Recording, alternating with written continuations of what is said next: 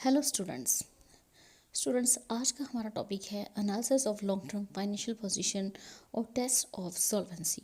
तो चलिए आज का वीडियो हम शुरू करते हैं। The term solvency refers to the ability of a concern to meet its long term obligations. तो यहाँ पर जो हमारी टर्म है सॉल्वेंसी रेफर करती है किसी भी कंपनी की एबिलिटी को या किसी फर्म की एबिलिटी को या किसी कंसर्न की एबिलिटी को कि क्या वो अपनी लॉन्ग टर्म ऑब्लिगेशंस जो उनकी लॉन्ग टर्म पेमेंट्स होती हैं, लॉन्ग टर्म ऑब्लिगेशंस जैसे कि किसी की पेमेंट हमने मतलब विद इन 2 ईयर्स करनी है, 3 ईयर्स, 4 ईयर्स, तो क्या वो payments long term obligations time पर पे कर पाएंगी। The long-term indebtedness of a firm includes debenture holders, financial institutions providing medium and long-term loans, and other creditors selling goods on installment basis. Long-term indebtedness जो होती है हमारी firm की, उसमें जो आते हैं हमारे डिबेंचर होल्डर्स आ जाते हैं, हमारी फाइनेंशियल इंस्टीट्यूशंस आ जाती हैं जो कि हमें मीडियम और लॉन्ग टर्म लोन्स प्रोवाइड करते हैं, और हमारे क्रेडिटर्स आ जाते हैं जो कि हमें इंस्टॉलमेंट बेसिस पे गुड्स प्रोवाइड करते हैं। The long term creditors of a firm are primarily interested in knowing the firm's ability to pay regularly interest on long term borrowings, repayment of the principal amount at the maturity and security of their loans. तो यहाँ पे हमारे जो long term creditors होते हैं वो usually interested होते हैं ये जानने के लिए कि क्या फ़र्म की एबिलिटी है time to time regularly interest pay कर पाएंगे वो लॉन्ग टर्म बोरिंग्स पे, और टाइमली वो रीपेमेंट उनकी कैपिटल वापस कर पाएंगी at the time of maturity. तो वो इंटरेस्टेड होते हैं अपनी security of their loans. Accordingly, long-term solvency ratios indicate a firm's ability to meet the fixed interest and costs and repayment schedules associated with its long-term borrowings. The following ratios serve the purpose of determining the solvency of the concern. तो यहाँ पर आप कुछ ratios देख सकते हैं जो कि हमें हेल्प करती हैं किसी भी कंपनी की लॉन्ग टर्म फाइनेंशियल पोजीशन या टेस्ट ऑफ सॉल्वेंसी को जानने के लिए। 1 is debt equity ratio, second funded debt to total capitalisation ratio, third is proprietary ratio और equity ratio, fourth is solvency ratio और ratio of total liabilities to total assets, and fifth is fixed assets to net worth और proprietors fund ratio, and sixth is fixed assets to long-term funds or fixed assets ratio, and seventh is ratio of current assets to proprietors fund, eighth is debt service ratio or interest coverage ratio, and ninth है cash to debt service ratio। तो चलिए शुरू करते हैं हम पहली ratio debt equity ratio. Debt equity ratio also known as external internal equity ratio is calculated to measure the relative claims of outsiders and the owners, that is shareholders, against the firm's assets. This ratio indicates the relationship between the external equities or the outsiders funds and the internal equities और the share holders funds. तो ये जो ratio है एक तरह से relationship show करती है, इंडिकेट करती है आउटसाइडर्स फंड्स के बीच में और हमारे शेयर होल्डर्स फंड्स के बीच में। Thus debt equity ratio is equal to outsiders fund upon share holders funds. तो इसका फार्मूला जो है वो काफ़ी सिंपल है, is equal to outsiders funds upon share holders funds. और इसका दूसरा फार्मूला है डेट टू इक्विटी रेशो का, external equities upon internal equities. The two basic components of the ratios are outsiders funds, that is external equities, and the shareholders funds, that is internal equities. तो इस ratio के दो basic components हैं। One is outsiders funds, जिस outsider means जो बाहर के हैं हमारे फंड्स जो हमने बाहर से सोर्सिंग की है अपनी कंपनी के लिए, जिसे आप एक्सटर्नल इक्विटीज़ भी कहते हैं। और दूसरा है शेयर होल्डर्स फंड जो कि कंपनी के ही शेयर होल्डर्स ने फंडिंग अपनी तरफ से की है, that is internal equities. The outsiders funds include all debts and liabilities to outsiders. तो आउटसाइडर्स फंड्स में हमारे सब तरह के डेट्स आ जाते हैं, लायबिलिटीज टू आउटसाइडर्स, जिसमें कि आपकी लॉन्ग टर्म और शॉर्ट टर्म और whether in the form of debenture bonds, mortgage of bills etcetera. The share holders funds consist of equity shares, preference share capital, capital reserves, revenue reserves, and reserves representing accumulated profits and surpluses like reserve for contingencies, sinking fund, etc.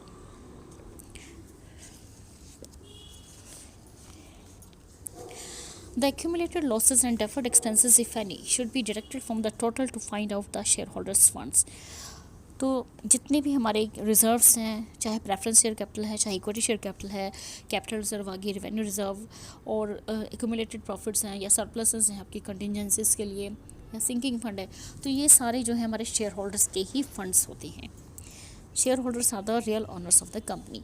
तो इसके बाद जो लिखा है the accumulated losses and deferred expenses if any, अगर किसी भी तरह के कंपनी में एक्यूमुलेटेड लॉसेस हैं या डेफर्ड एक्सपेंसेस हैं तो वो हम इस टोटल में से जो इक्विटी शेयर होल्डर्स के हमारे फंड्स हैं शेयर होल्डर्स के, उसमें से डिडक्ट कर देंगे और उसके बाद हमारे पास जो निकल कर आएगा that is our share holders funds.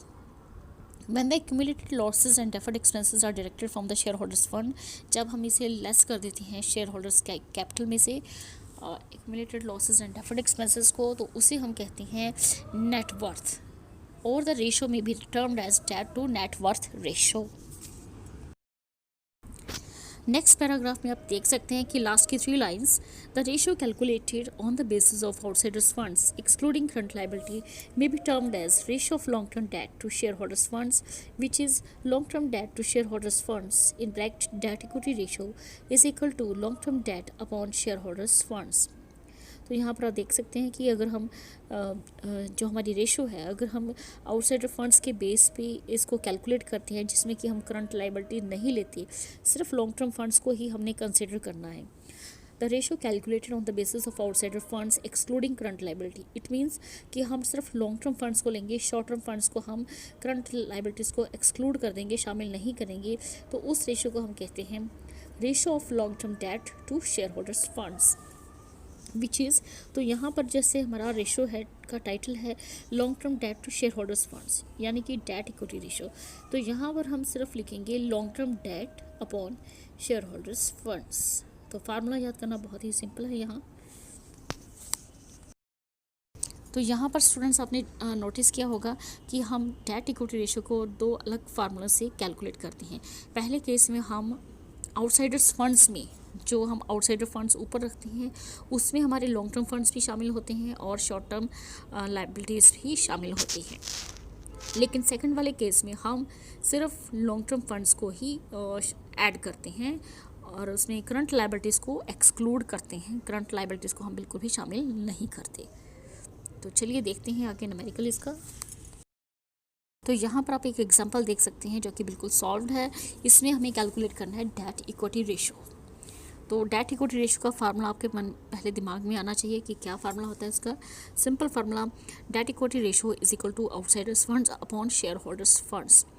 तो आउटसाइडर्स फंड्स हमने पहले केस में हमने आउटसाइडर्स फंड्स लिखा है, तो हमने इसमें long term plus short term liabilities दोनों को कंसिडर करना है।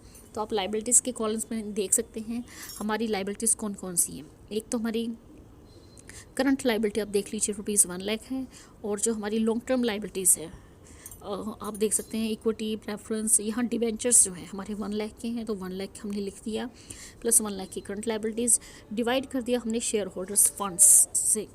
शेयर होल्डर्स फंड्स आपको मालूम है क्या क्या होते हैं। हमारे equity share capital, preference share capital आ जाएगी आपकी, और रिजर्व्स जो भी हैं वो हमारे हैं शेयर होल्डर्स फंड्स। तो 2 लाख का आपका इक्विटी शेयर्स आ जाते हैं, कैपिटल आती है, preference share capital 1 lakh, and 50,000 जो है हमारे general reserve and reserve for contingency, जो कि अभी आपने ऊपर पढ़ा शेयर होल्डर्स फंड्स में क्या क्या शामिल होते हैं।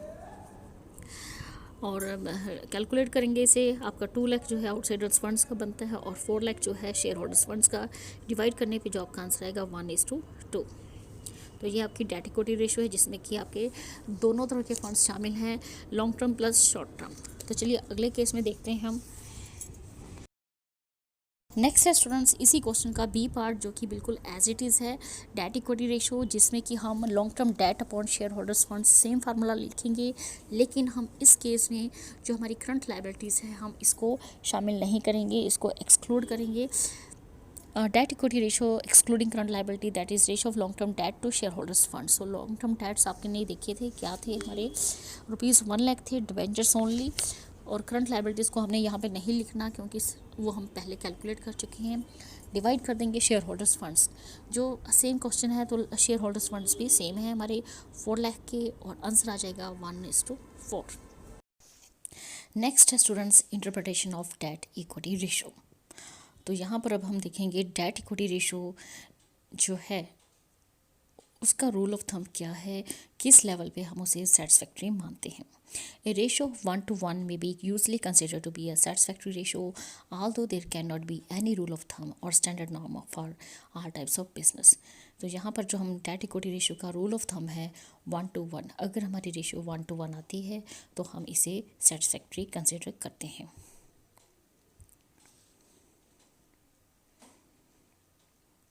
A very low ratio is not considered satisfactory for the shareholders because it indicates that the firm has not been able to use low-cost outside funds to magnify their earnings. Thus, interpretation of the ratios depends upon the purpose of analysis, the financial policy and the nature of business of the firm.